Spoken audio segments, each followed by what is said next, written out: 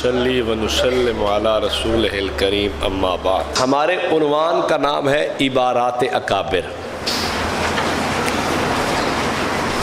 इस पे चंद उसूल मैं आपके सामने रखने लगा हूँ। इंशाअल्लाह आपको इबारात का मसला इससे बखूबी समझ आएगा।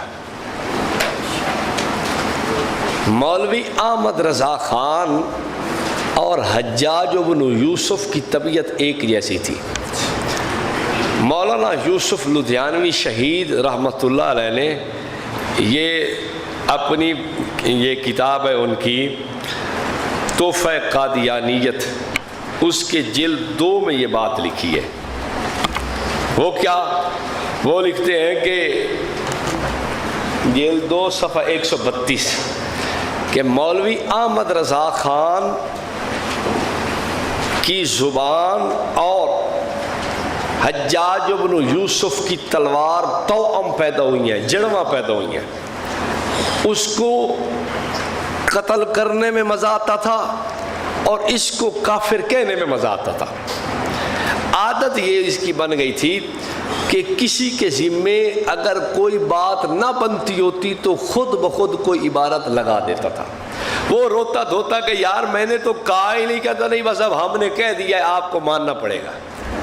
वो कहता भाई मैंने कहा ही नहीं, कहता है हम बेवकूफ़ हैं, हमने आपके ज़िम्मे ये बात लगा दी है, आपने ये बात कही है, लिहाजा अब माननी पड़ेगी आपको। इस तर्ज पे इसने लोगों को काफिर बनाने के लिए ये ढंग इख्तियार किया कि उसने अगर कही भी नहीं बात तब भी इसने उनके ज़िम्मे लगा दिया कि नहीं नहीं आपने कही है बस कही। अगर किसी की इबारत नहीं मिली तो इसने खुद इबारत बना ली, खुद इबारत बना के इसने कहा बस आप काफिर हैं।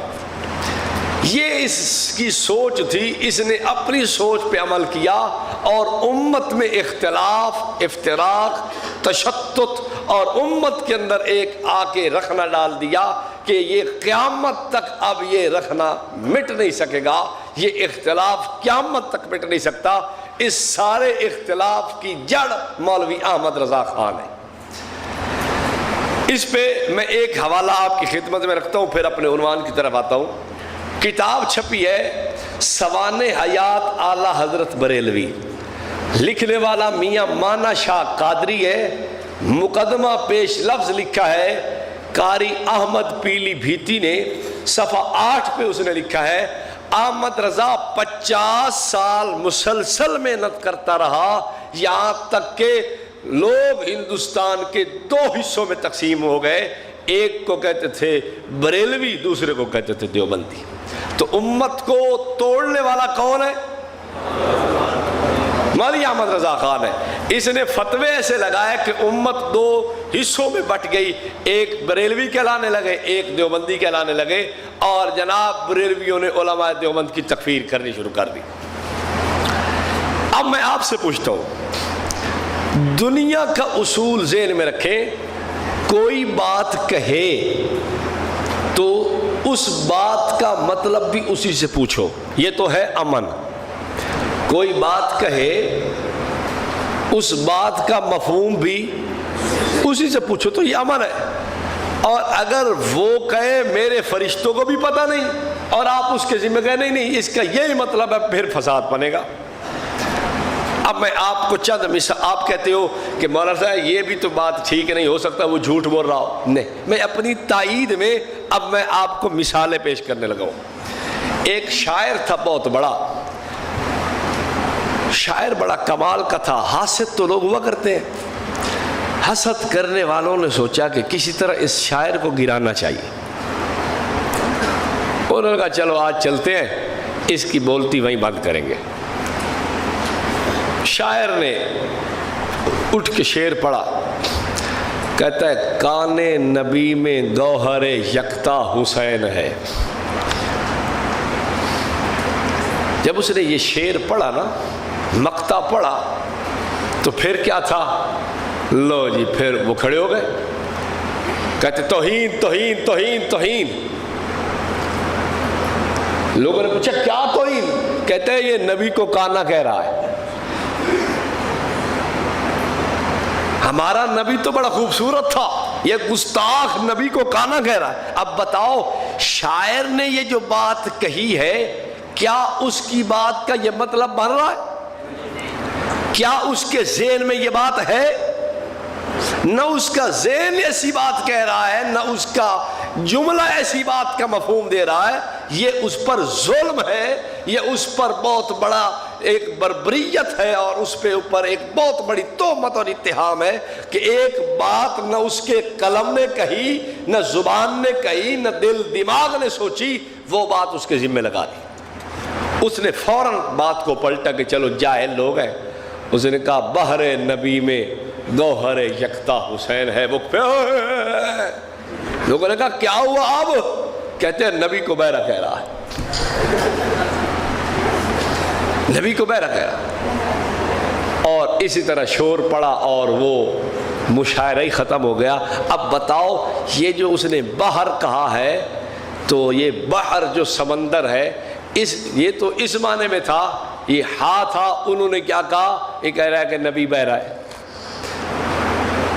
اب میں آپ سے پوچھتا ہوں کہ یہ جو اس نے اس کے ذمے مفہوم لگایا ہے یہ اس کا مفہوم تھا؟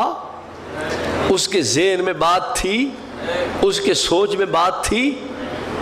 نہیں، نہ اس نے لکھی نہ کہی، نہ اس کی بات کا مطلب یہ بنتا ہے، نہ اس کے ذہن میں یہ ہے۔ میں نے آپ کو پہلے سنایا تھا کہ ایک شخص اپنی بیوی کو والدہ ماجدہ کہتا ہے۔ اب لوگ سوچنے لگے اوئے ہوئے ہوئے ہوئے یہ تو بیوی کو والدہ ماجدہ کہہ رہا ہے۔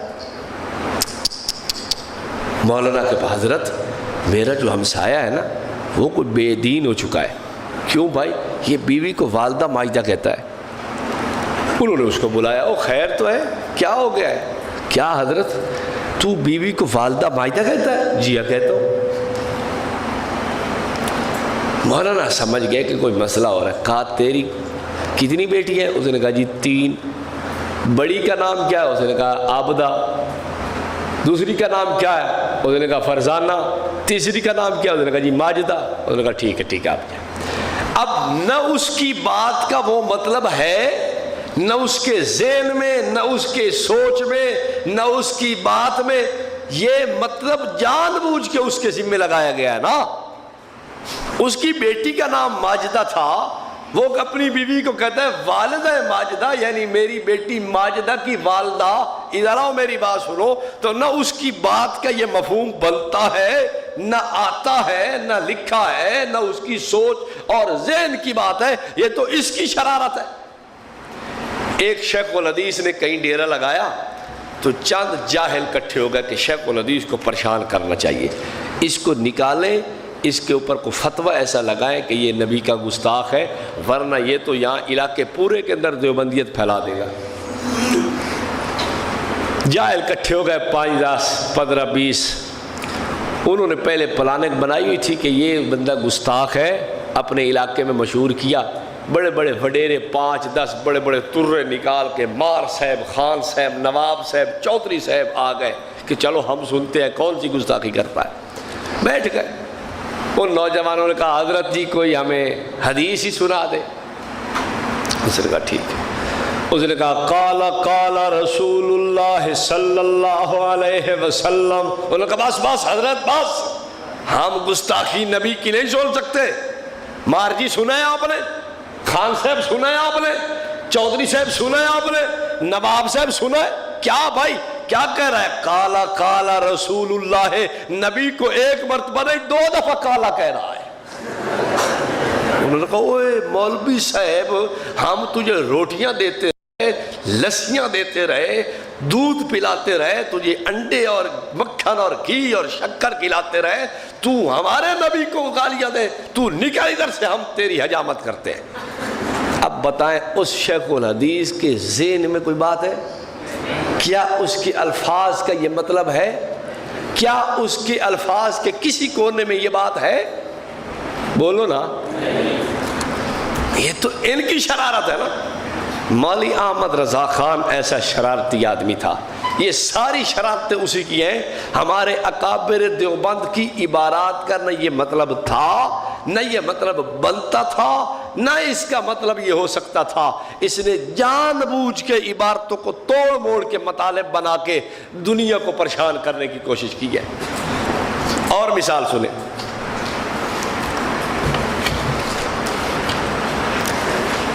ایک آدمی اسٹیشن پہ آیا، اس نے کہا میں نے جی سرگودا سے پنڈی جانا ہے، ٹرین کتنے بجے آ رہی ہے؟ انہوں نے کہا جی ابھی آدھے گھنٹے تک آ رہی ہے، آپ ٹکٹ لے کے پلیٹ فارم پہ پہنچے۔